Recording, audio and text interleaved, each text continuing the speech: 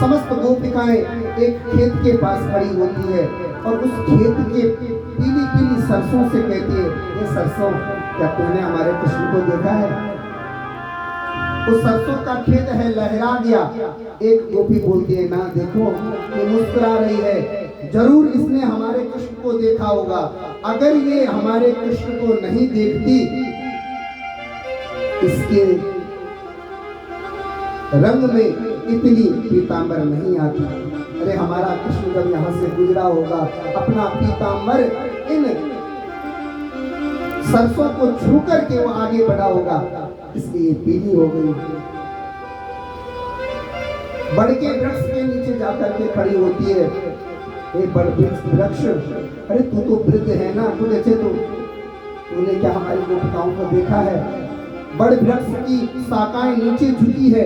एक गोपी बोलती है, अरे इसकी आंखें कमजोर हो गई होगी, अगर कृष्ण गया भी होगा ये नहीं बताओ।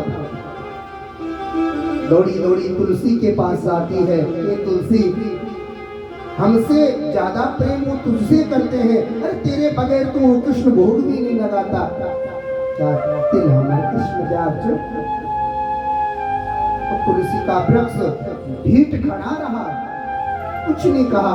एक गोपी बोलती है, अरे इससे क्या पूछते हो, ये तो हमारी सौतन है ना, इन्हें बताओ।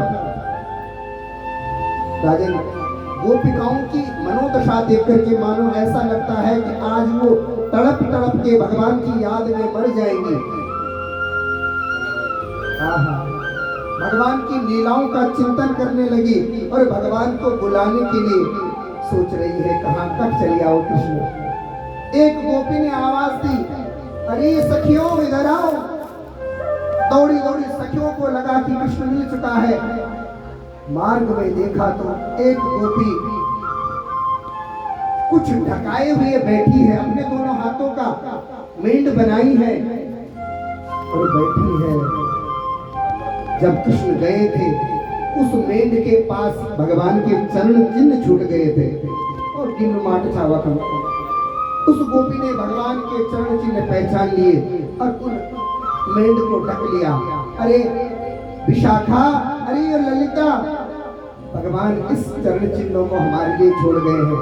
अरे वो कृष्ण नहीं है, लेकिन ये चरण चिन्ह तो कृष्ण की याद के लिए हमारे लिए बहुत है। गोपी कहती है, सुनो, तू थक जाएगी ना तो फिर मेरे पैर लगा दे, मैं इन चिन्ह चिन्हों को ढक लूंगी। राजन, आज गोपिकाओं ने समस्त गोपिकाओं को संग में लेकर के एक गोपी गीत गाया है। जयति तेधिकं जन्मना प्रजा श्रयतीन्द्रा सश्वतहि दैत दृश्यतां दिक्षुप्तावका।